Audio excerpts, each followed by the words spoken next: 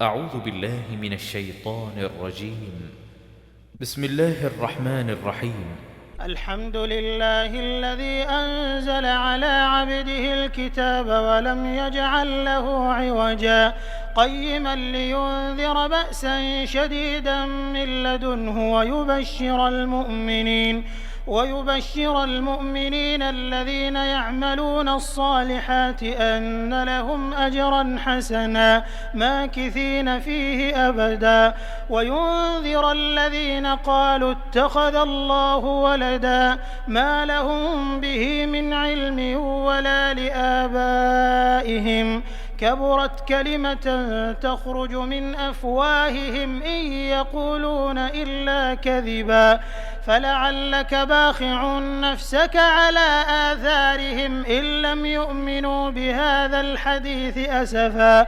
إنا جعلنا ما على الأرض زينة لها لنبلوهم أيهم أحسن عملا وإنا لجاعلون ما عليها صعيدا جرزا أم حسبت أن أصحاب الكهف والرقيم كانوا من آياتنا عجبا إذ أوى الفتية إلى الكهف فقالوا ربنا آتنا من لدنك رحمة وهيئ لنا من أمرنا رشدا فضربنا على آذانهم في الكهف سنين عددا ثم بعثناهم لنعلم أي الحزبين أحصى لما لبثوا أمدا نحن نقص عليك نبأهم بالحق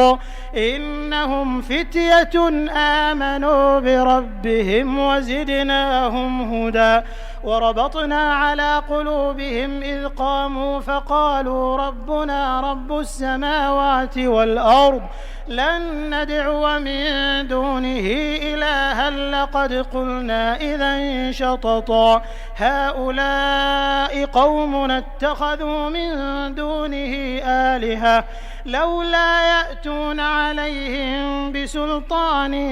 بين فمن أظلم ممن افترى على الله كذبا وإذ اعتزلتموهم وما يعبدون إلا الله فأووا إلى الكهف ينشر لكم ربكم من رحمته ويهيئ لكم من أمركم مرفقا وترى الشمس إذا طلعت تزاور عن كهفهم ذات اليمين وإذا غربت تقرضهم ذات الشمال وهم في فجوة منه ذلك من آيات الله من يهد الله فهو المهتد ومن يضلل فلن تجد له وليا مرشدا وتحسبهم أيقاظا وهم رقود ونقلبهم ذات اليمين وذات الشمال وكلبهم باسط ذراعيه بالوصيد لو اطلعت عليهم لوليت منهم فرارا ولملئت منهم رعبا وكذلك بعثناهم ليتساءلوا بينهم قال قائل منهم كم لبثتم قالوا لبثنا يوما أو بعض يوم قالوا ربكم أعلم بما لبثتم فابعثوا أحدكم بورقكم هذه إلى المدينة فلينظر أيها أزكى طعاما فليأتكم برزق منه وليتلطف ولا يشعرن بكم أحدا إنهم إن يظهروا عليكم يرجموكم أو يعيدوكم في ملتهم ولن تفلحوا إذا أبدا وكذلك أعثرنا عليهم ليعلموا أن وعد الله حق وأن الساعة لا ريب فيها إذ يتنازعون بينهم أمرهم فقالوا ابنوا عليهم بنيانا ربهم أعلم بهم قال الذين غلبوا على أمرهم لنتخذن عليهم مسجدا سيقولون 3 رابعهم كلبهم ويقولون 5 سادسهم كلبهم رجما بالغيب ويقولون 7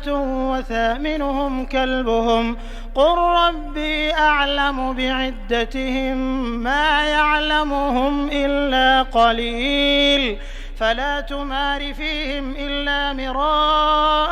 ظاهرا ولا تستفت فيهم منهم أحدا ولا تقولن لشيء إني فاعل ذلك غدا إلا أن يشاء الله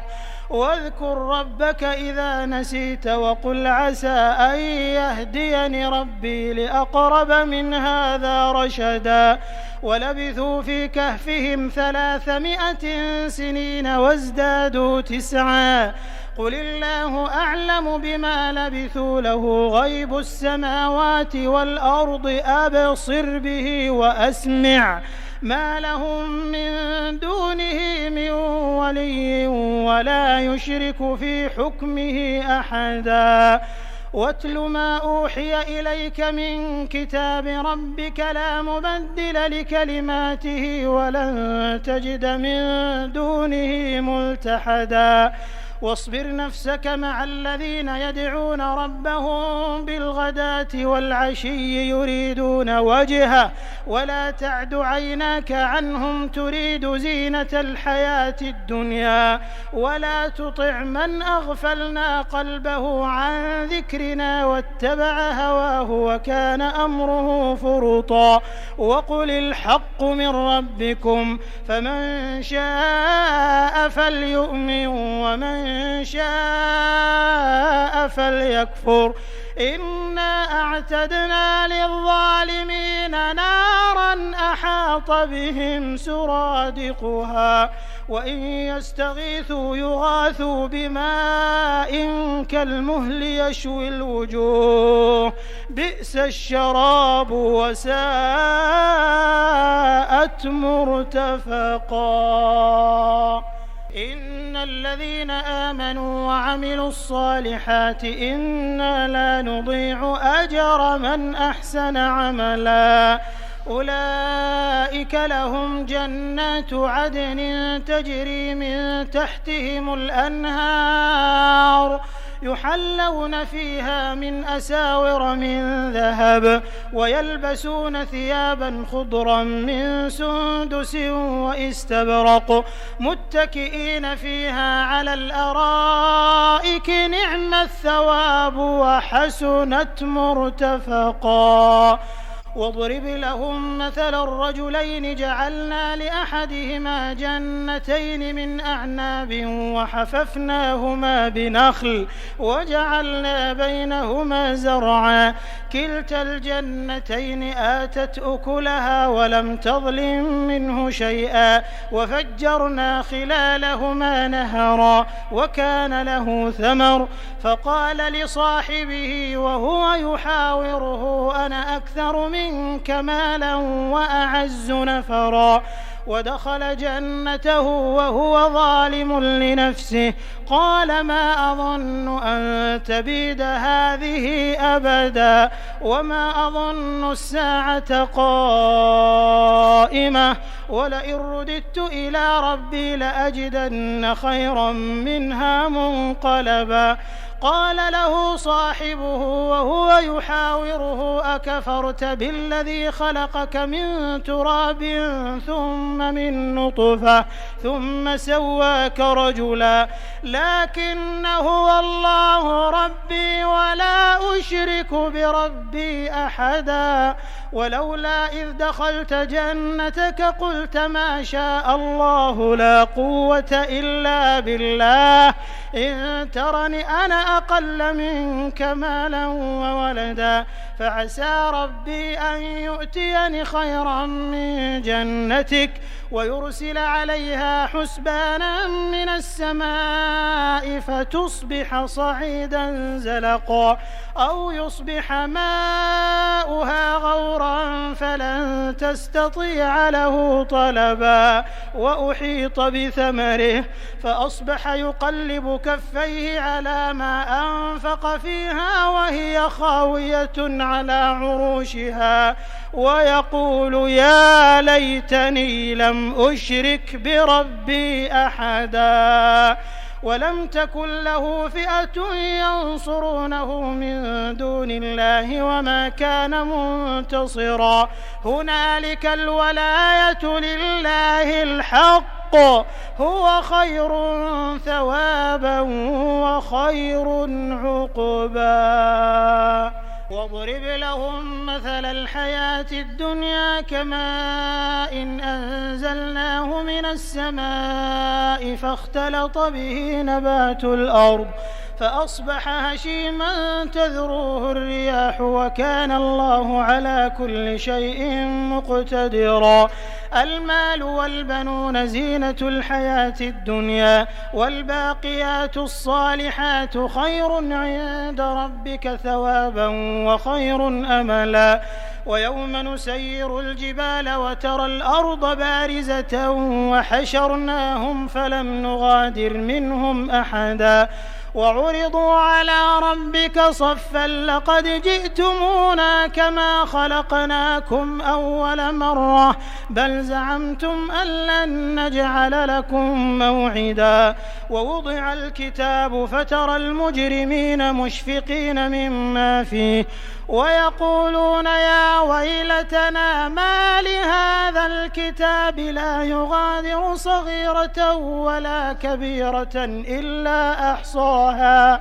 ووجدوا ما عملوا حاضرا ولا يظلم ربك أحدا وإذ قلنا للملائكة اسجدوا لآدم فسجدوا إلا إبليس كان من الجن ففسق عن أمر ربه أفتتخذونه وذريته أولياء من دوني وهم لكم عدو بئس للظالمين بدلا ما أشهدتهم خلق السماوات والأرض ولا خلق أنفسهم وما كنت متخذ المضلين عضدا ويوم يقول نادوا شركائي الذين زعمتم فدعوهم فلم يستجيبوا لهم وجعلنا بينهم موبقا ورأى المجرمون النار فظنوا أنهم مواقعوها ولم يجدوا عنها مصرفا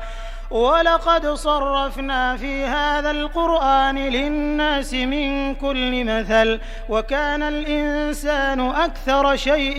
جدلا وما منع الناس أن يؤمنوا إذ جاءهم الهدى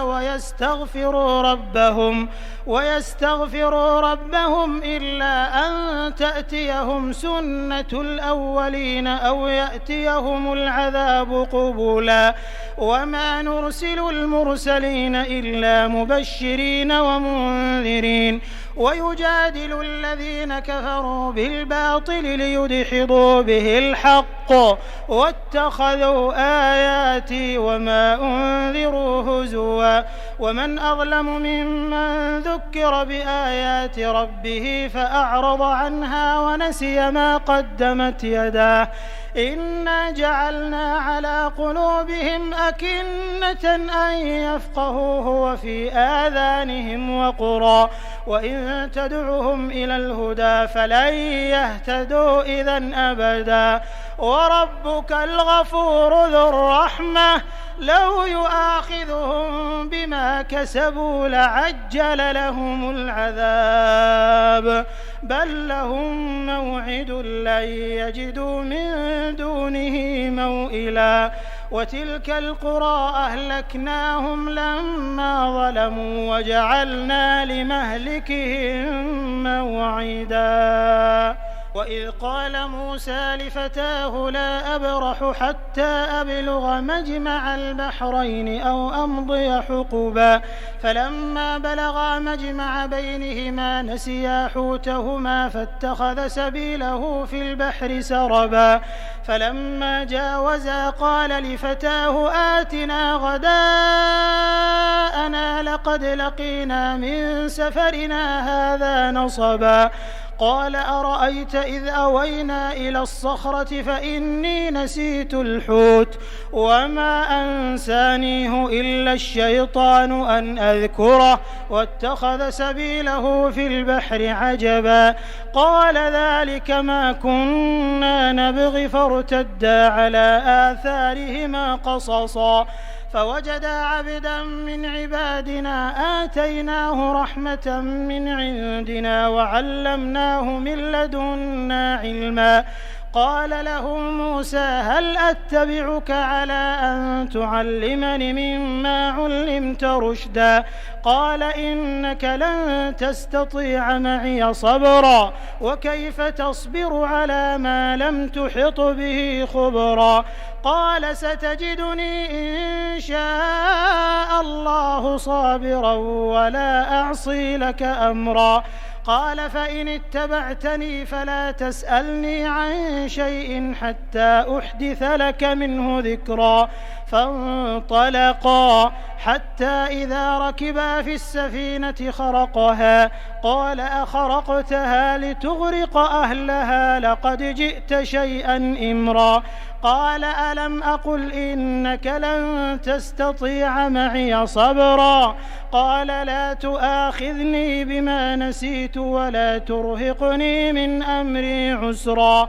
فانطلقا حتى إذا لقيا غلاما فقتله قال أقتلت نفسا زكية بغير نفس لقد جئت شيئا نكرا قال ألم أقل لك إنك لن تستطيع معي صبرا قال إن سألتك عن شيء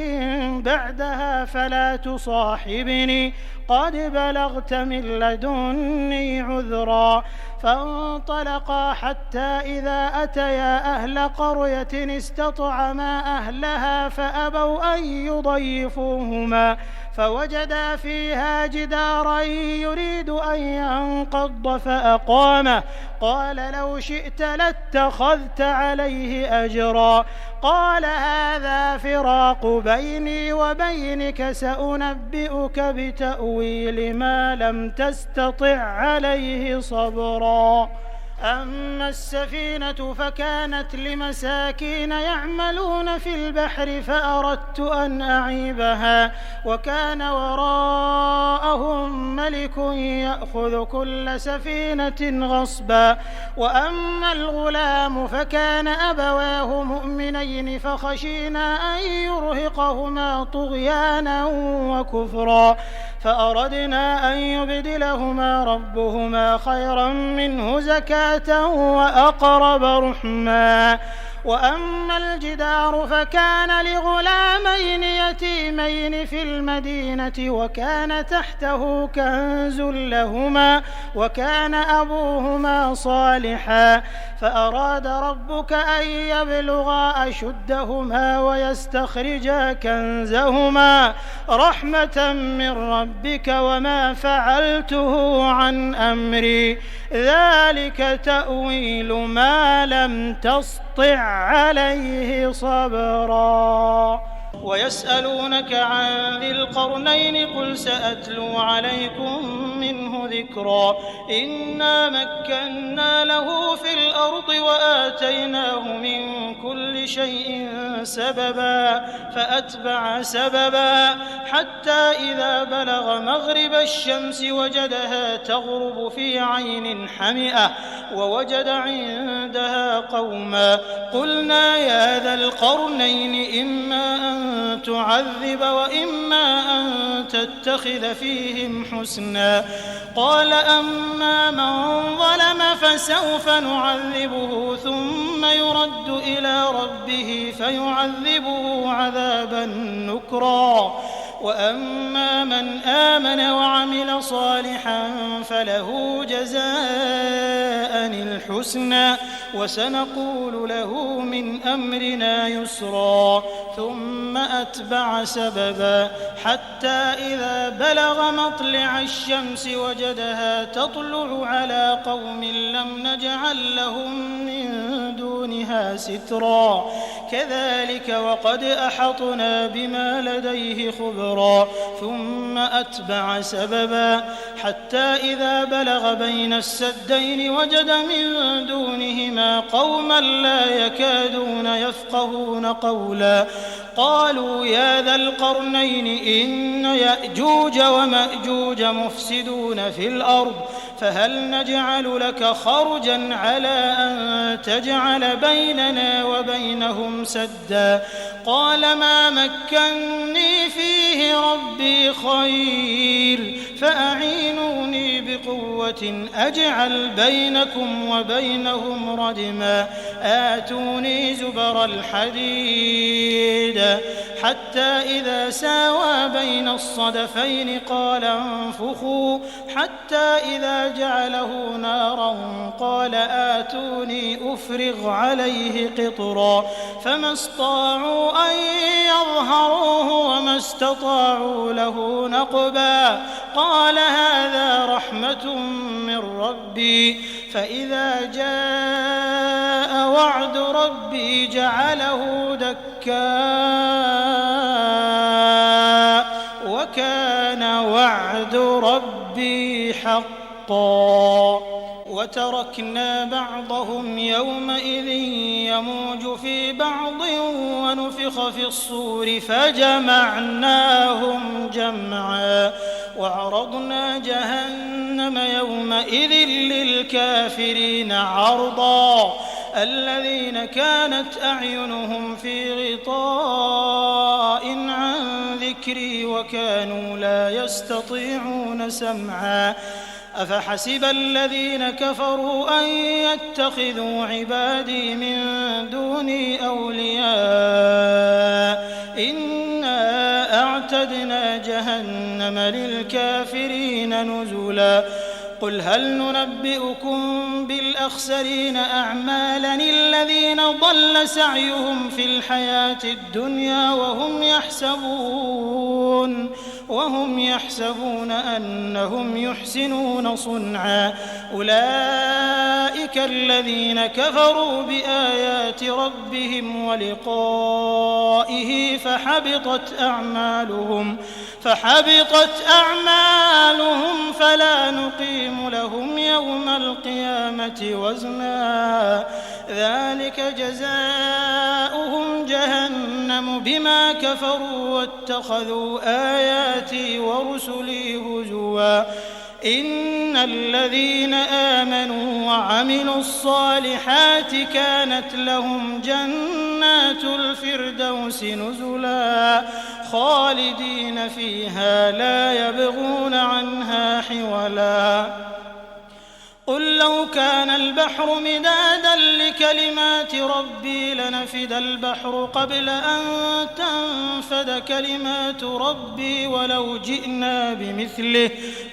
جئنا بمثله مددا قل إنما أنا بشر مثلكم يوحى إلي أنما إلهكم إله واحد فمن كان يرجو لقاء ربه فليعمل عملا صالحا ولا يشرك بعبادة ربه أحدا.